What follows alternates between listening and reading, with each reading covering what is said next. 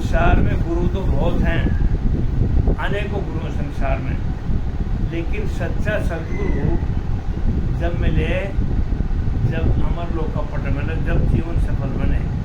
संसारिक कनफू के गुरु तो बहुत हैं, संसारिक गुरु मिले हैं जो माया के सुख चैन चमत्कार दिखा दे, लेकिन असली गुरु तो होता है सदगुरु जो अमर लोक की प्राप्ति करवा दे, बहु सागर से पार कर दे, जन्म मरण से पीछा छुड़ा दे। ऐसा सुखराम जी महाराज ने बताया।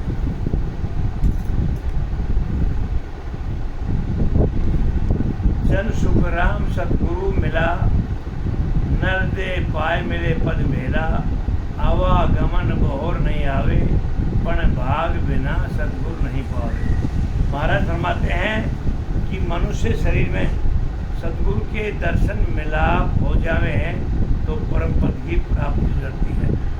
जितने भी महाराज ने सत शब्द राम जी का नाम की उल्लेख किया है, ये सब शरीर के अंदर ही है, शरीर से बाहर कुछ नहीं बताया। तीर्थ हैं तो शरीर में, व्रत हैं तो शरीर में, जप है तो शरीर में, तप है तो शरीर में, आत्मा है तो शरीर में, परमात्मा तो साधन भी शरीर में अंदर ही है। शरीर के बाहर कुछ भी नहीं है, शरीर के बाहर सब भ्रम है, भ्रम। तो महाराज फरमाते हैं कि मनुष्य शरीर में सतगुरु के दर्शन मिलाप हो जावे तो परम पद की प्राप्ति हो जाती है। सतगुरु कौन?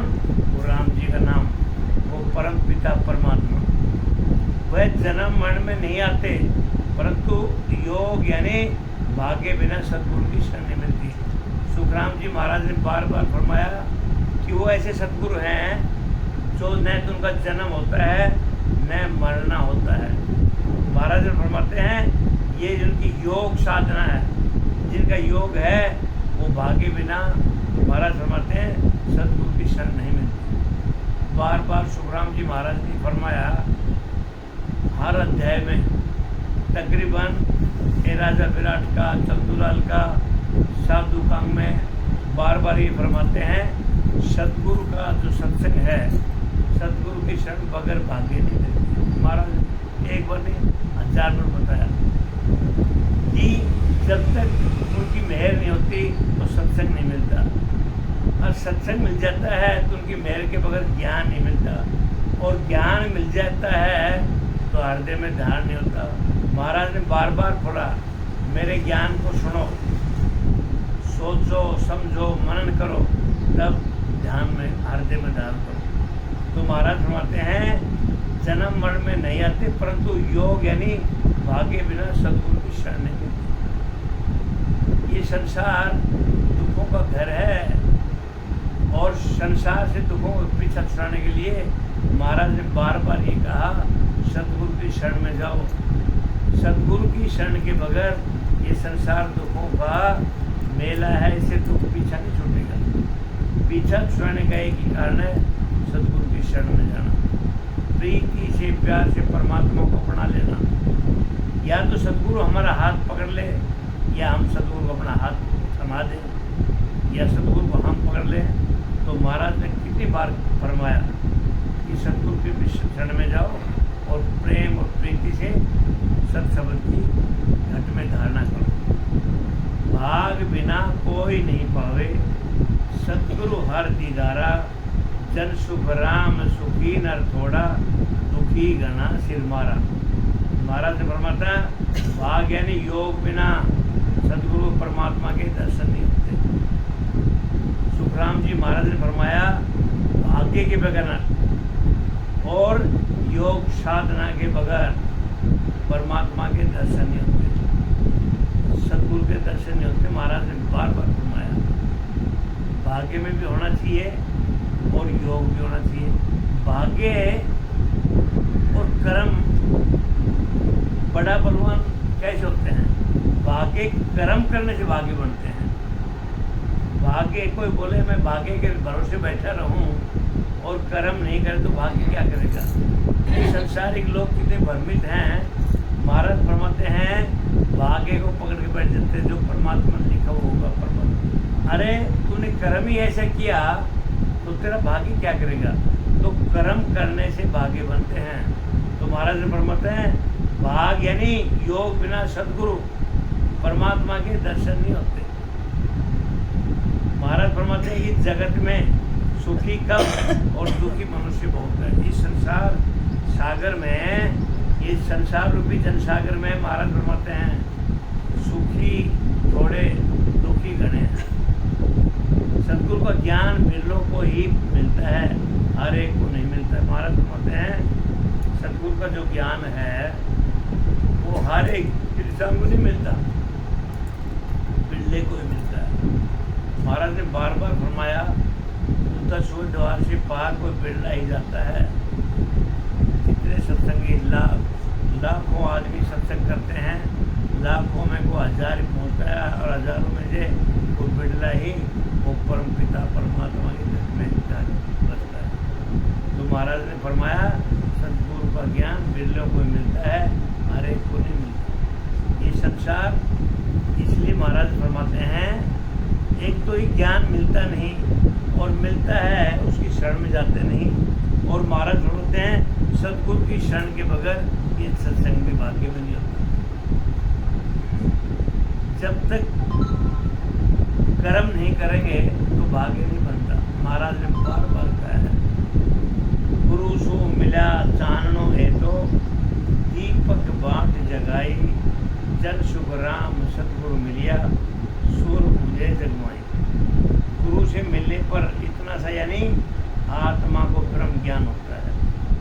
महाराज बोलते हैं जब तक गुरु नहीं मिलते, इधर गुरु और परमात्मा में कोई फर्क नहीं बताया। महाराज फरमाते हैं गुरु से मिलने पर इतना यानी आत्मा को ब्रह्म ज्ञान होता है। जैसे दीपक की बत्ती लगाई है, सदगुरु मिलने पर सारे शरीर में ज्ञान का प्रकाश हो जाता है। अंधेरा है और महाराज फरमाते हैं बत्ती जलाई तो उजाला हो जाता है। ऐसे महाराज फरमाते हैं सदगुरु मिलने पर सारे शरीर में ज्ञान का प्रकाश होता है। जैसे जगत में सूर्य का उदय हो जाता है। सृष्टि में सब अंधेरा ही अंधेरा है और जब सूरज उदय होता है तो उजाला हो जाता है। महाराज फरमाते हैं ये मानव रूपी शरीर जब तक अंधेरे में है, जब परमात्मा का भजन नहीं करते, ये भ्रमित, ये माया का खेल है कि हम उजाले में बैठे हैं। लेकिन महाराज ने फरमाया हम सोए जब तक हैं, जब तक राम का नाम लेते हैं। हम सोए जब तक महाराज फरमाते हैं अंधेरे में डूबे हुए हैं, जब तक परमात्मा का भजन नहीं होता। एक कुम्हार था, तो कुम्हार ने दीवा जला करके उसमें तेल डाल के अपने घर के सामने रोज बैठता था। अब लोगों ने पूछा, गाँव वालों ने, कि बाबा अगर रोज दीपक जला के बैठते हो अपने घर के सामने, रात भर बैठा रहता, दिन में भी जलाया रहता, तो रात को तो जलाना था ही। तो गाँव वालों ने पूछा कि क्यों बैठे थे? बोला भाई मैं इसके उजाले में बैठा रहता हूँ। तो लोगों ने कहा कि अंधेरे को मिटाना है। तो प्रजापति ने कहा कि मैं अंधेरे को नहीं मिटा सकता, लेकिन अंधेरे में रोशनी जरूर कर देगा दीपक। अंधेरा तो उस परमात्मा ने कर ही रखा है, लेकिन अंधेरे में दीपक जलाने से उजाला जरूर हो जाएगा। अब गांव के लोग जितने भी आए हैं, अब कैसा मूर्ख प्रजापति है ये, हमारे बाबा अब रात भर दीपक जला के बैठा रहता है और बोलता है इससे उजाला होता है। ये छोटे से दुकान से क्या उजाला होता है?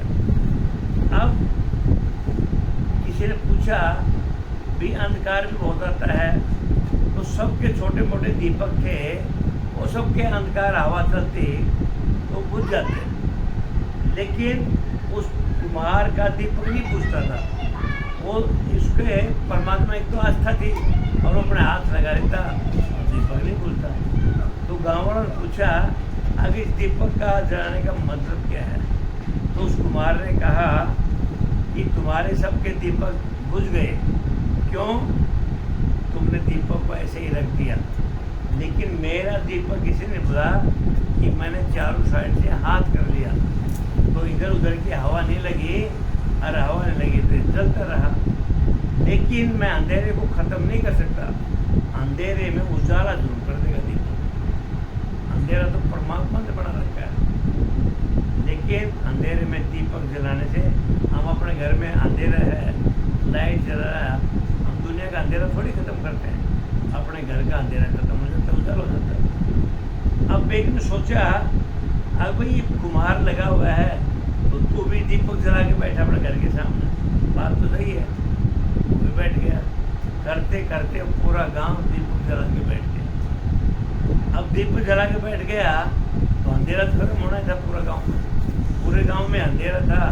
और दीपक एक एक करके जब 500 दीपक जले तो गांव में उजाला हो गया। तो महाराज फरमाते हैं इसका भाव अर्थ ये है, जब तक ये मानव शरीर में दीपक नहीं जलता है, सत शब्द रूपी दीपक नहीं जलता है, तो अंधेरे में ही है। महाराज ने फरमाया अब वो शरीर सदगुरु को मिलने पर शरीर का ज्ञान प्रकाश होता है, नहीं तो शरीर सोया हुआ है, ये शरीर अंधेरे में ही है। जब तक सत शब्द की जागृति होती, महाराज ने इसलिए फरमाया ये पशु के बराबर है, ये अज्ञानता रूपी है, ये अंधेरे में है। मैंने आज वो हजारी मतलब ऐसा बोल रखा है, अब जब तक भजन नहीं करते तो ये शरीर मृतक के बराबर है। जीने मरने में कोई उसने बहुत फर्क नहीं बताया। अब जब तक परमात्मा का भजन नहीं करते तो जिंदे हुए भी मरा हुआ इंसान, जैसे महाराज ने फरमाया परमात्मा का भजन नहीं करते तो अंधेरे में है, परमात्मा का भजन नहीं करते सोए हुए हैं। दुखियों का कारण यही है, परमात्मा की शरण में नहीं जाता। कनिष्ठ गुरु ओस का पानी, महाराज ने आगे फरमाया कैसे कैसे गुरु है संसार में। कनिष्ठ गुरु ओस का पानी, कहे पण प्यास न जावे, जन सुख राम सतगुरु सायर, मिलता प्यास बुझाओ। करनिया कराने वाले गुरु ओस के पानी की तरह। ये संसार में जितने कनफूके गुरु हैं, ये करनिया कराने वाले गुरु हैं। आज 10-10 लाख आदमियों का ठोड़ लेके बैठे बाबा जी, 20-20 लाख की 50 लाख की गाड़ी में बैठे हैं, ये गुरु नहीं है। ये ना संसार को भ्रम में डाल रखा है।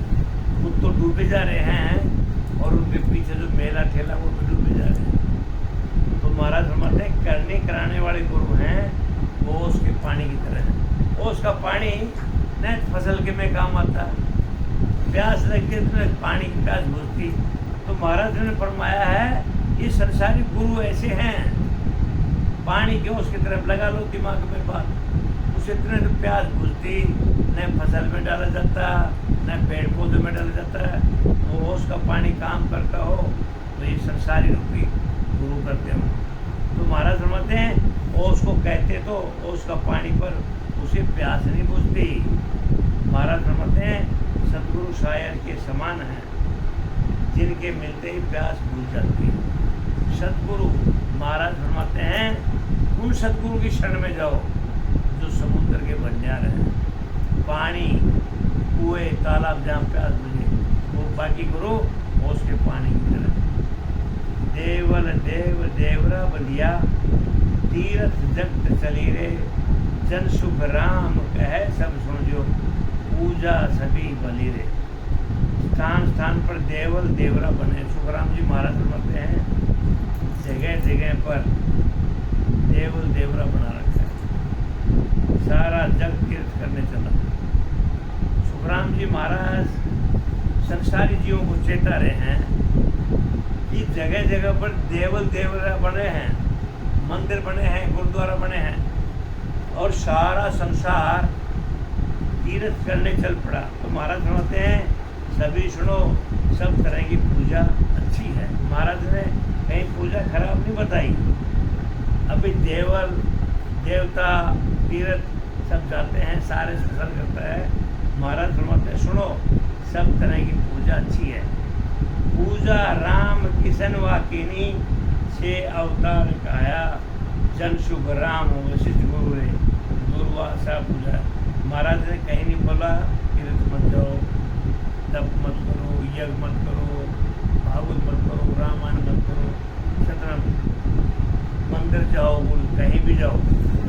लेकिन महाराज ने फरमाया जैसी भक्ति वैसी शक्ति, इनमें जाओगे ऐसा शक्ति मिल जाएगा, ये ज्ञान प्रपात मेरा ज्ञान प्राप्त कर लोगे तो ऐसी शक्ति मिल जाएगी। तो महाराज ने फरमाया ये कलफुका, ये सांसारिक ये संसारिक जो माया का फल है वो ऐसा है, इसे जन्म मानने मिलता। ये भ्रम की यात्रा है, असली यात्रा है सदगुरु की शरण में। तो महाराज फरमाते हैं राम कृष्ण ने अपने गुरु वशिष्ठ दुर्वासा की पूजा की जो अवतार थे। महाराज ने साफ शब्दों में लिखा है रामचंद्र जी के गुरु थे वशिष्ठ मुनि जी और कृष्ण भगवान के थे दुर्वासा। सुखराम जी महाराज ने फरमाया लेकिन ये दोनों अवतारी पुरुष थे और उन्होंने इनको गुरु बना रखा था। तो इन्होंने महाराज फरमाते हैं वशिष्ठ जी और दुर्वासा की पूजा की जो अवतारी थे। पांडु 5 युधिष्ठिर राजा पूजा अखंड चलाई, जन सुख राम कह सब समझो, पूजा टेल सुन भाई। 5 पांडव वह राजा युधिष्ठिर ने अखंड पूजा की। महाराज फरमाते हैं सभी सुनो, पूजा व सेवा का यही गुण है, इससे फलों की प्राप्ति होती है। पूजा पान तेल समसाई, भाव बाढ़ सो दिया, लव शमशेर सोच कर पगड़ी, कर्म कतल सब किया। महाराज फरमाते हैं परमात्मा की सेवा पूजा जितना भाव से की जाती है उतना ही फल मिलता है, ऐसा महाराज पता है। जैसी भक्ति वैसी शक्ति। हम सत्संग में आए चले गए, फल तो मिलेगा। ऐसे मंदिर में गए, जैसे पूजा की वैसा फल मिल जाएगा। महाराज ने ऐसा नहीं लिखा फल नहीं मिलता। थोड़ा बहुत भी पक्षी को दान डाल तो उसका फल मिलेगा, प्यासे को पानी मिला है उसको मिलेगा, भूखे को भोजन मिला है उतना मिलेगा। किसी को कष्ट बुझाओगे जैसे फल मिलता है 10 गुना, ऐसे पाप भी 10 गुना मिलेगा।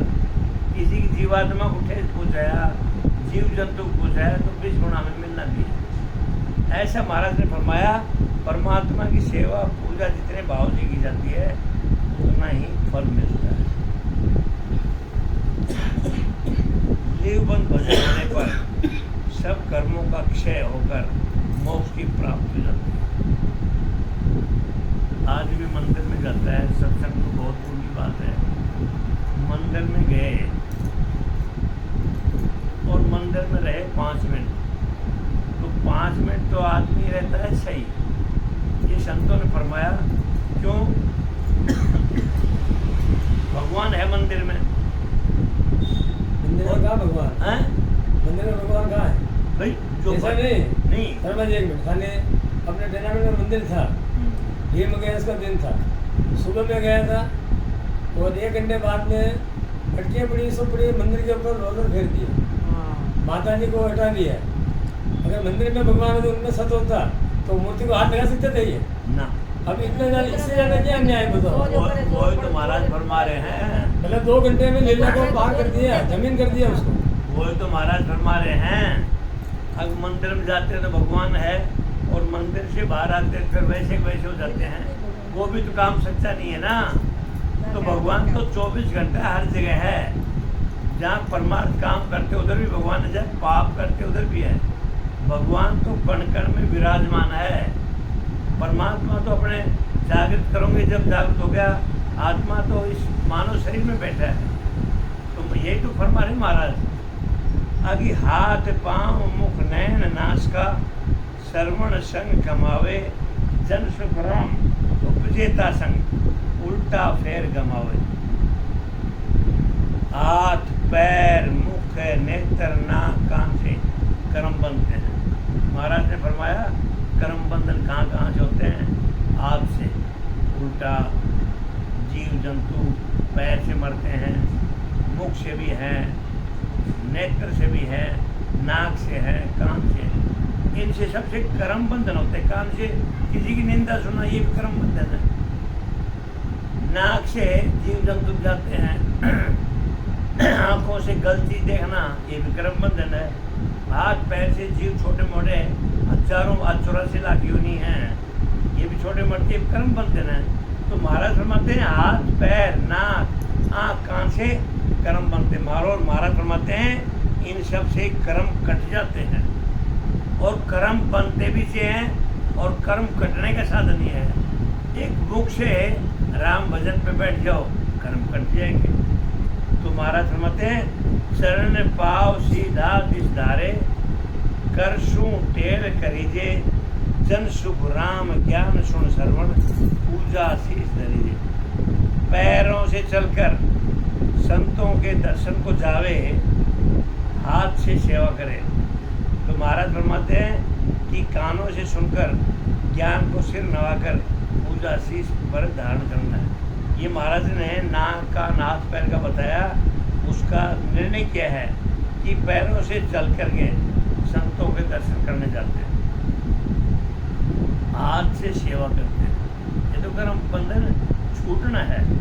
महाराज फरमाते हैं कानों से सुनकर ज्ञान को सिर नवाना ही पूजा शीश दान करना है। नैना निरख शादी की सूरत रसना राम रटावे जन सुखराम ही मिल किया यही कर्म कटावे। नेत्रों से संतों के दर्शन कर रसना ही से राम राम रटे। आँखों से संतों के महाराज फरमाते हैं दर्शन कर ले और दर्शन करके उनका राम राम रटन कर लेते हैं तो कर्म कर जाते हैं। तो महाराज फरमाते हैं इनसे ही कर्म बंद होता है और इनसे ही करता है।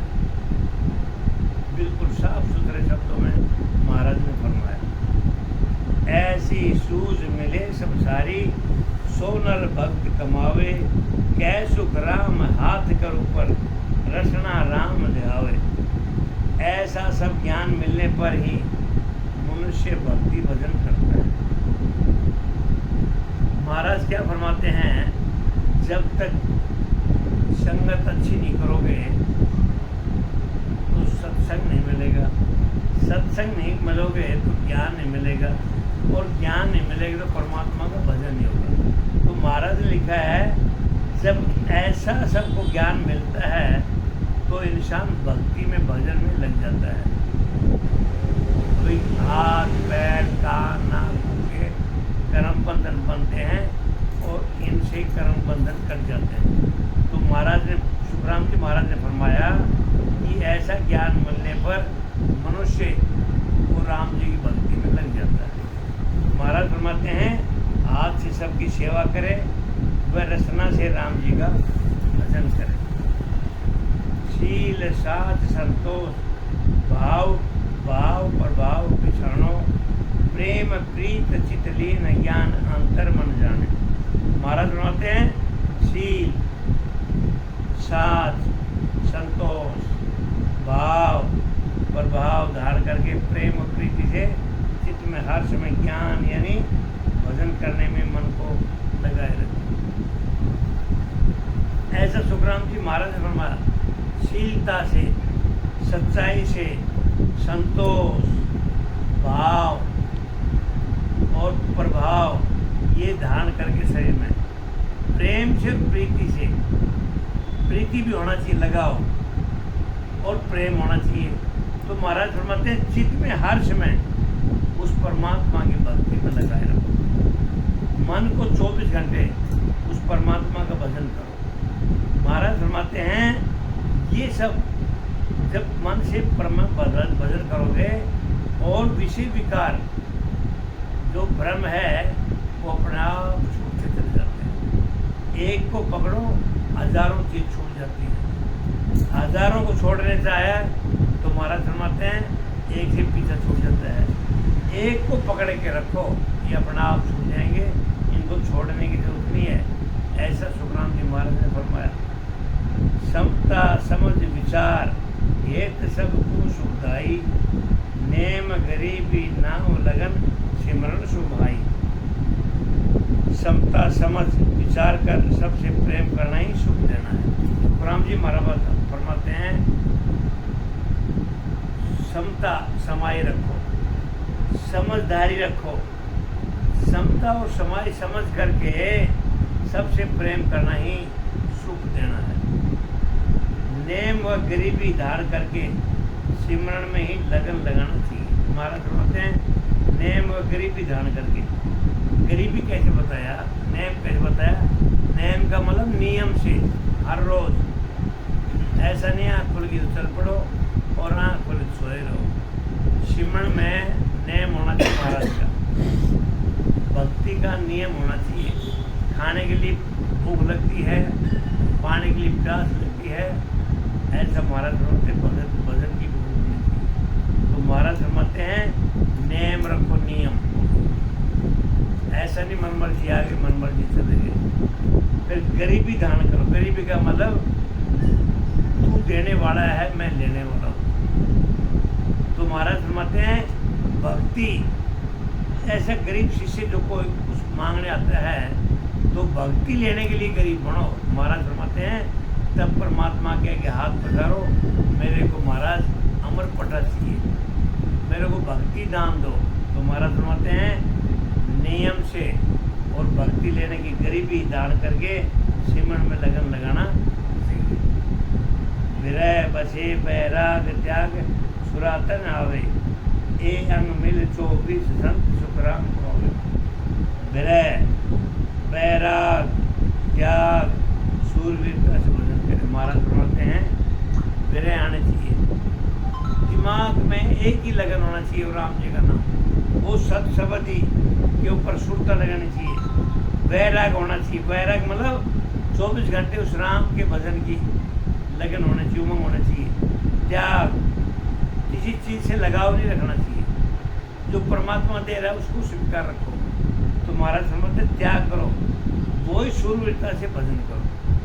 शूरवीरता का मतलब 24 घंटे एक ही भाव भजन रखे, मैं परमात्मा को समर्पण हूँ। तो महाराज समझते हैं ये 24 लक्षण है। महाराज समझते हैं वही संत के नाम। संत का मतलब ये नहीं कपड़ा रंग लिया, कमंडल ले लिया और कहीं 5-4 लगड़ी का लक्षण लगा के बैठ गया, पूरक बनाना, वो महाराज फरमाते वो संत नहीं है। संत वो हैं शील, साथ, संतोष, विरह, प्रेम भाव से परमात्मा का भजन करे 24 घंटे। महाराज ने उनको संत बताया। और ये संसारिक लोग किसको संत बताते हैं? चला के बैठ जाए, कुछ प्रसाद दे के 2-4 किलो ले के बैठ जाए और 2-4 गौ बांध लिया पेट छा में, ऐसी गाड़ी मुँह में भाई, उसको संत बोलते हैं। वो संत नहीं है, वो सब दिखाओ पट्टी उम्र में। महाराज ने संत उसको बताया है जो रात दिन परमात्मा का भजन करे। धीरज धर्म आजकल सिस्टम तो है ऐसी गाड़ियाँ। हम तो पेड़ों बैठे हुए दुखी हैं, सारा पेड़ा बैठ रहे हैं। वो शंकराचार्य के ऊपर क्या क्या वो लगा रहे हैं, तभी तो बेटा बैठा पड़ा है, वो संत है ही नहीं।